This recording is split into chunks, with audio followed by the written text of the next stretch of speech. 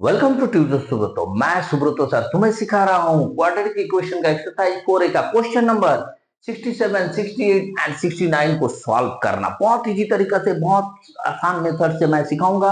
बने रहो वीडियो के साथ, लास्ट तक देखो क्योंकि क्वेश्चन नंबर 69 का सॉल्यूशन बिल्कुल यूनिक होने वाला है। तो चलो स्टार्ट करते हैं question number 67।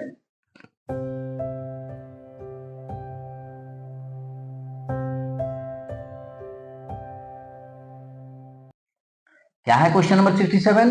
4x minus 3 by 2x plus 1 minus 10 into 2x plus 1 by 4x minus 3 is equal to 3।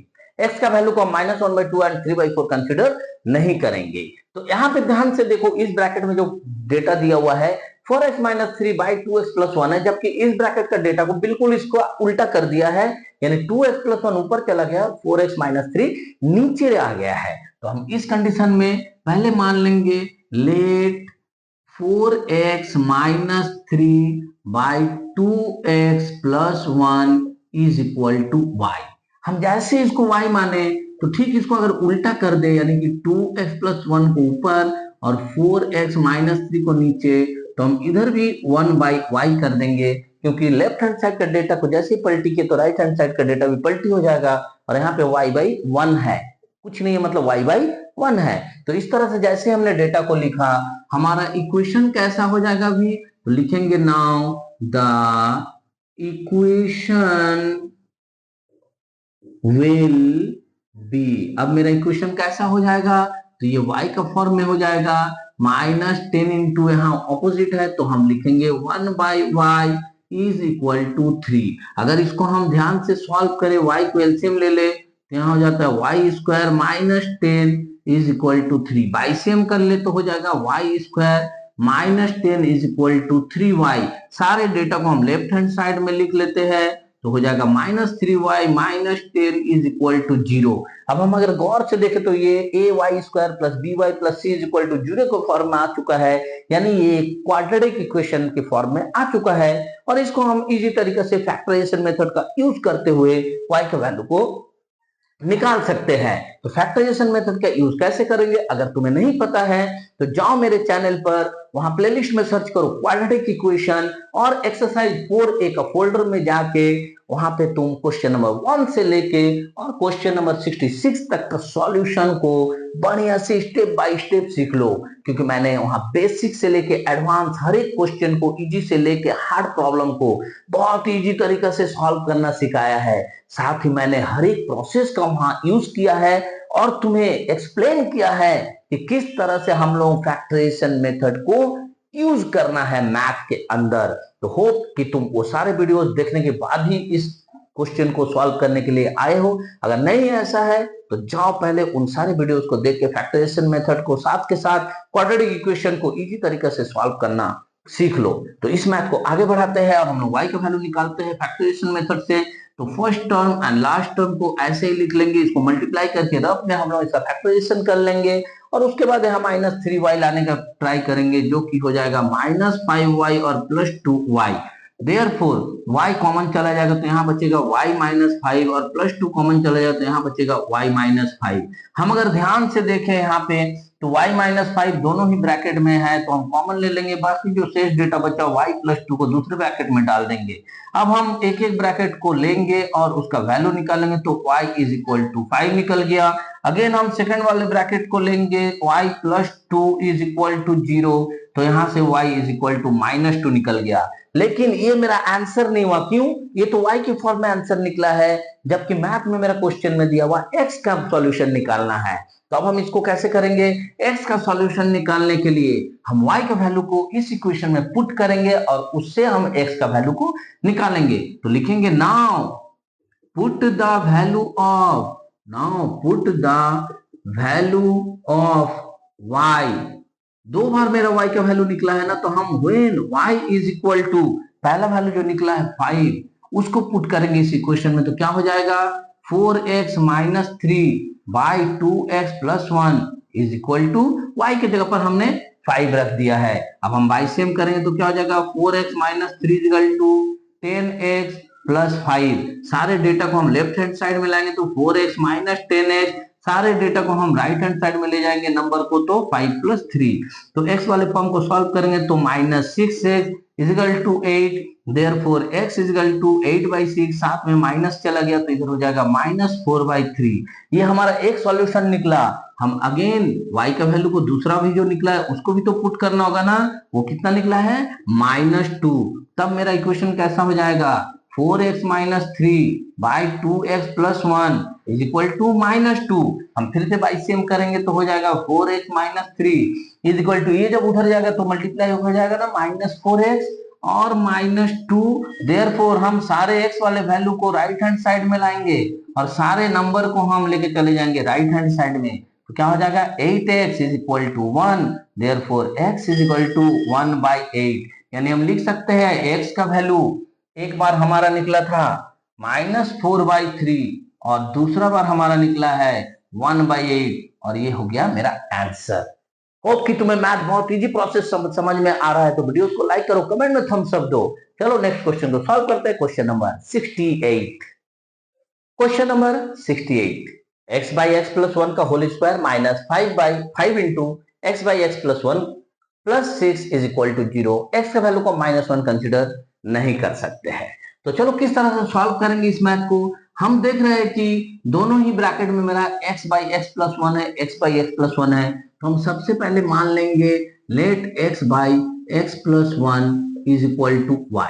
अब मेरा सारा का सारा मैथ कैसा चेंज हो जाएगा, now the equation will be, now the equation, जो इक्वेशन दिया हुआ है वो अभी कैसा हो जाएगा, सारा चीज मेरा y में कन्वर्ट हो जाएगा। तो ये हो जाएगा y² - 5y + 6 = 0। कितना इजी प्रोसेस में आ गया है अभी ये मेरा मैथ। क्यों? क्योंकि ay² + by + c = 0 के फॉर्म में आ गया है, जो क्वाड्रेटिक इक्वेशन। और जैसे ये क्वाड्रेटिक इक्वेशन में मुझे मिल गया है, हम इसको फैक्टराइजेशन मेथड से बहुत इजी तरीके से सॉल्व कर सकते हैं। y² - 3y - 2y + 6 = 0। देयरफॉर वहां पे y कॉमन चला जाएगा तो y - 3 बचेगा, यहाँ -2 कॉमन जाएगा तो y - 3 बचेगा।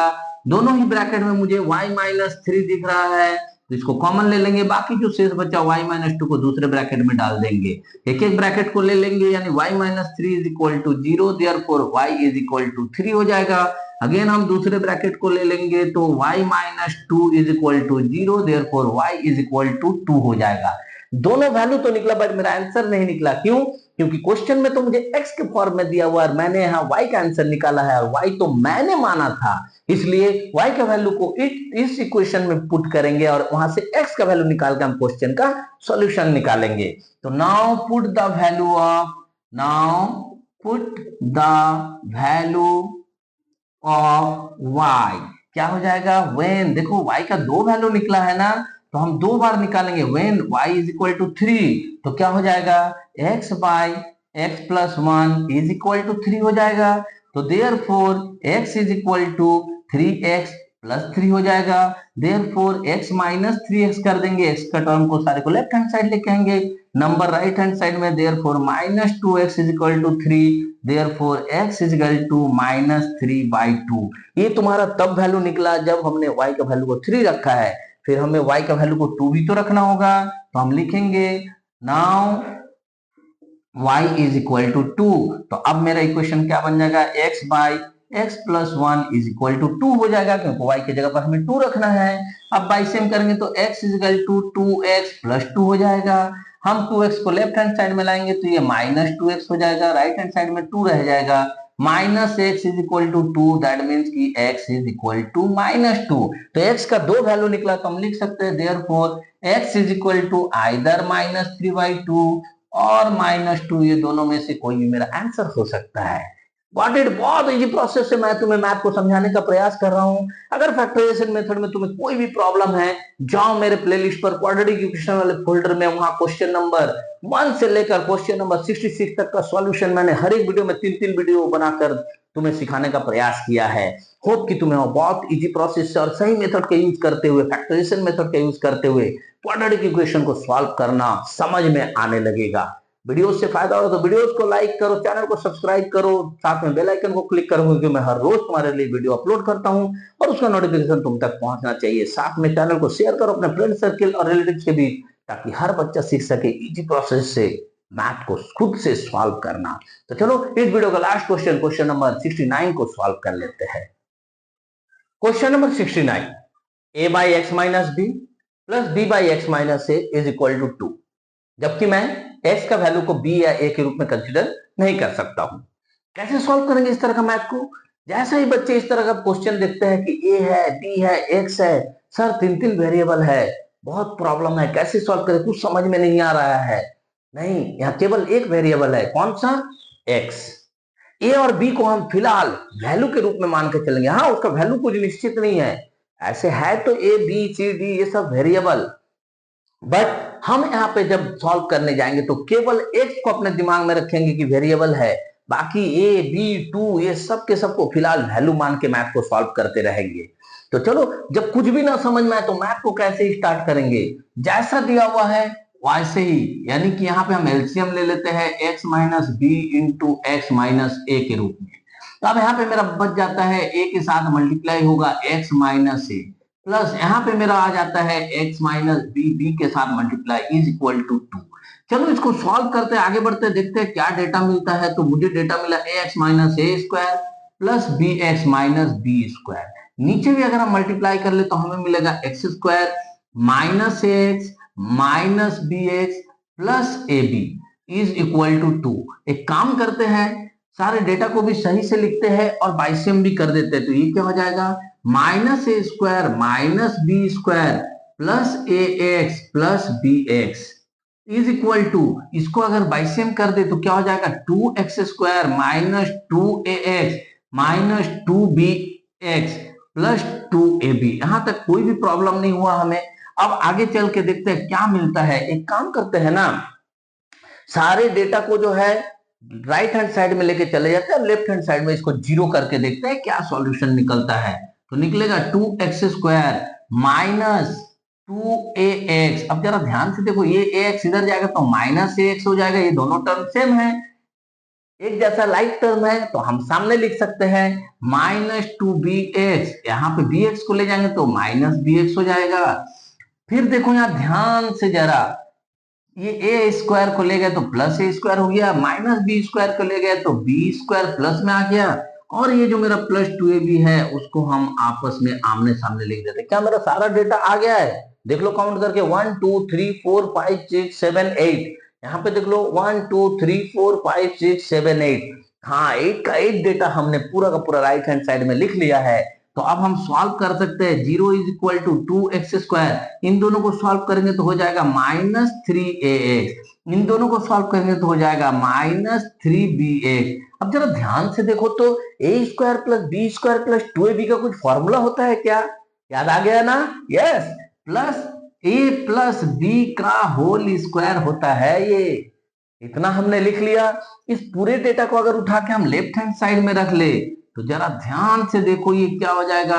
3x कॉमन ले लेते हैं, ब्रैकेट में बच जाएगा a प्लस बी का whole square is equal to 0। अब जरा इसे गौर से देखा जाए तो ax square plus bx plus c is equal to 0 के फॉर्म में आ गया ना। यानी कि अब ये बन गया मेरे लिए क्वाड्रेटिक इक्वेशन, और जैसे ये क्वाड्रेटिक इक्वेशन बना तो हम फर्स्ट टर्म को और ये जो लास्ट टर्म है a प्लस बी का होल स्क्वायर को और इज इक्वल टू 0 को ऐसे ही लिख लेंगे। बीच वाले टर्म को हम फैक्टराइजेशन मेथड से लाने का प्रयास करेंगे। अगर तुम्हें नहीं पता है कि फैक्टराइजेशन मेथड से कैसे मैथ को सॉल्व किया जाता है, कैसे फैक्टराइजेशन करने के बाद ये मिडिल टर्म को लाया जाता है, तो जाओ मेरे प्लेलिस्ट पे क्वाड्रेटिक इक्वेशन नाम का फोल्डर है, वहां पे एक्सरसाइज 4A का क्वेश्चन नंबर 1 से लेकर क्वेश्चन नंबर 66 तक के लिए मैंने वीडियो अपलोड करके रखा हुआ है। हर एक वीडियो में तुम्हें 3-3 क्वेश्चन का सॉल्यूशन मिलेगा। जाके वहां से पहले फैक्टराइजेशन मेथड को सीख लो, क्वाड्रेटिक इक्वेशन को कैसे इजीली सॉल्व करते हैं उसको मैंने सिखाया हुआ है, उसको सीख लो, खुद से इंडिपेंडेंट बनो और फिर बनाओ क्वेश्चन नंबर 69 को। तो यहाँ हम सॉल्व करते हैं 2x square plus a plus B का होल स्क्वायर, जब फैक्टराइजेशन करके ये बीच वाले को लाने का प्रयास करेंगे तो ये आ जाएगा 2 into a plus B x minus 1 into a plus B x. अगर इसको हम कॉमन ले ले तो यहाँ से 2x कॉमन चला जाएगा, ब्रैकेट में मेरा बच जाएगा x minus A plus B. और फिर हम अगर यहां से कॉमन ले ले a प्लस बी, क्योंकि मेरे दोनों ही ब्रैकेट में a प्लस बी मौजूद है, तो यहां मेरे लिए बच जाता है x minus A plus B. अब जरा गौर से देखो, दोनों ब्रैकेट का वैल्यू मेरे लिए सेम आया है, तो हम उस ब्रैकेट को ही कॉमन ले लेंगे, x minus A plus B को, और जो मेरा शेष डेटा बचता है उसको हम दूसरे ब्रैकेट में डाल देंगे, यानी 2x minus A plus B, ये दूसरा ब्रैकेट में चला गया इक्वल टू 0। देयरफॉर हम पहला ब्रैकेट को लेके अगर सॉल्व करें कि x minus A plus B is equal to 0 है, तो हम कह सकते हैं therefore x is equal to a plus B हो जाएगा। अगेन हम सेकंड वाले ब्रैकेट को लेके सॉल्व करेंगे कि 2x minus A plus B is equal to 0 है, तो therefore x is equal to a plus B by 2 हो जाएगा। और ये हो गया मेरा x का सॉल्यूशन क्वेश्चन नंबर 69 के लिए। अब तक हमने बहुत इजी से इजी और हार्ड से हार्ड मैथ को सॉल्व करना सीखा है, तो उम्मीद है कि तुम एक से एक मैथ को देखे हो और एक एक क्वेश्चन का सॉल्यूशन अब खुद से बना सकते हो। इसी उम्मीद के साथ रिक्वेस्ट करता हूं, वीडियोस को लाइक किया करो, चैनल को सब्सक्राइब करो, बेल आइकन को क्लिक करो, क्योंकि मैं हर रोज तुम्हारे लिए वीडियो अपलोड करता हूं और उसका सॉल्यूशन, उसका नोटिफिकेशन तुम तक पहुंचना चाहिए। साथ में चैनल को शेयर करो अपने फ्रेंड सर्किल और रिलेटिव्स के बीच, ताकि हर बच्चा सीख सके इजी प्रोसेस और सही मेथड का यूज करते हुए मैथ को खुद से सॉल्व करना। साथ में कमेंट में थम्स अप दिया करो, ताकि मुझे भी पता चले कि मेरे बच्चे मुझसे किस तरह का मैथ सीख रहे हैं। तो मिलता है नेक्स्ट वीडियो में क्वेश्चन नंबर 70, 71 एंड 72 के सॉल्यूशन के साथ। तब तक खूब मन लगाकर पढ़ो, देश का नाम रोशन करो। जय हिंद, जय भारत।